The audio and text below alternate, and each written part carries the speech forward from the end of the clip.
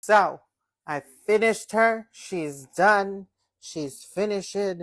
Let me start at Power Ranger slash Transformer fanfic with a bisexual love triangle. That's what this is.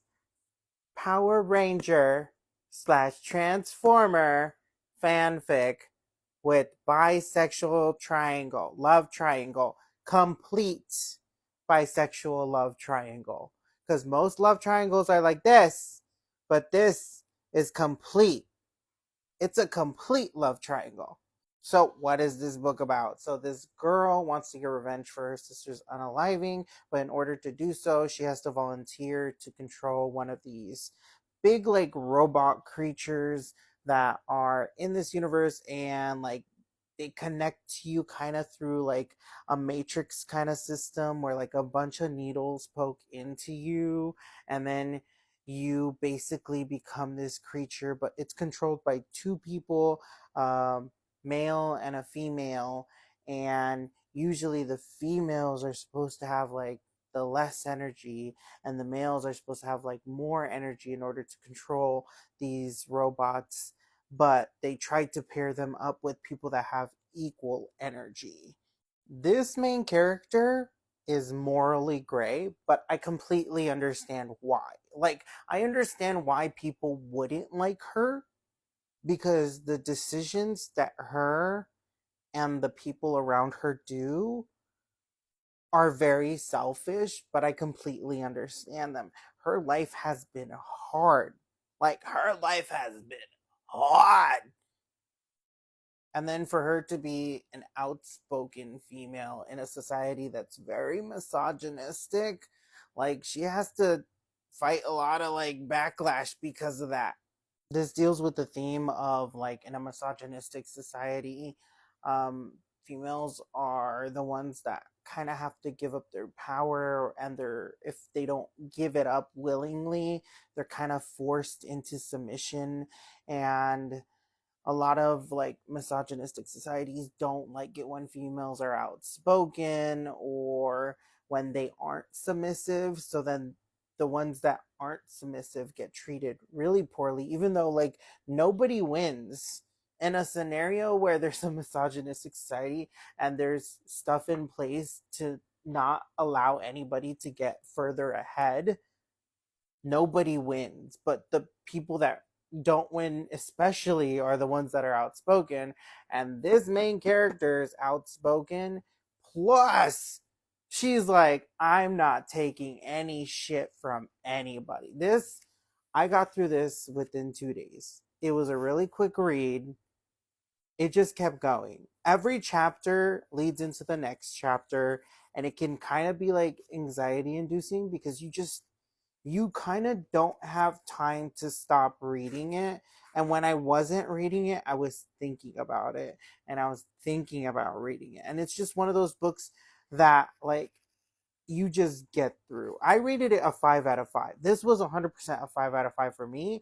I know some people, like not personally, but I know some people may not like this. Some people may not like this main character, but that kind of can also feed into the whole like maybe the people that don't like her also kind of don't understand the message of the book, and like she doesn't have to be likable at the end of the day either, and that's also part of the message of the book. This is part of the artwork. I really appreciate this because look, they have the different forms for all the different like robots that they get connected into. This is stuff that I added. This is some fan art that I added. And then we got one more, I think. See, but this is what I'm saying. This is all I want. Oh no, we have more. We have a tortoise too. Let me check. No. Yes, that's it. That is completely it. I think the only thing that I had an issue with this, and I say this a lot. I say this a lot, and usually it's for like 4.5s out of 5s. But since I love this so much, it was a 5 out of 5. But I think this could have done with at least 200 more pages. This could have done with at least 200 to 300 more pages. And yes, we're getting the next book. I don't know when we're getting the next book. The author herself said that she had a little bit of issues going on with the second book, and anything that I watched from those videos, right now it says on Amazon that it's December 2024 that it's supposed to come out. So hopefully it does come out this year. This this definitely leaves off on one of those moments where it's just like, what the fuck? Like, it's a cliffhanger, but then like the cliffhanger just kind of disintegrates and you're just free falling, and then it just cuts out. Like, you just stay in limbo and you're just free falling. Does anybody remember that Spy Kids movie where they're just falling for like 40 minutes straight? They're falling for an hour. That's what I kind of feel like.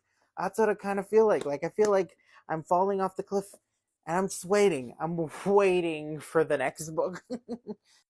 Look, if somebody bound my feet, and this used to happen in real life, but if somebody bound my feet to marry me off, I would be a bitter ass motherfucking bitch.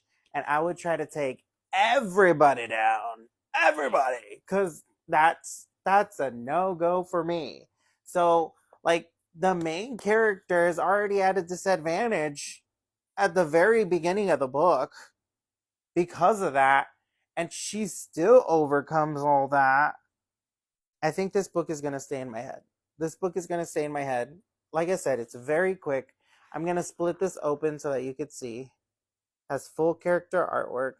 I know this is triggering some people, but it has full character artwork, and I just appreciate this. I just appreciate the design of this book. I love this. I love this book. I understand why it's YA, but I feel like if the characters were a little bit aged up, that's when we could have gotten the extra 200 pages. Could it because it could have justified adding a bunch more scenes, if especially if you age up the characters. Like, if they were in their late 20s, it would have just been fun. It would have been a funner ride. If you had them like late 30s, that would have been a fun ride still. But I completely understand why the main character had to start at 19. Because I don't want to spoil anything. I don't want to spoil anything. I'm just gonna leave it like that. I'm gonna leave it right there.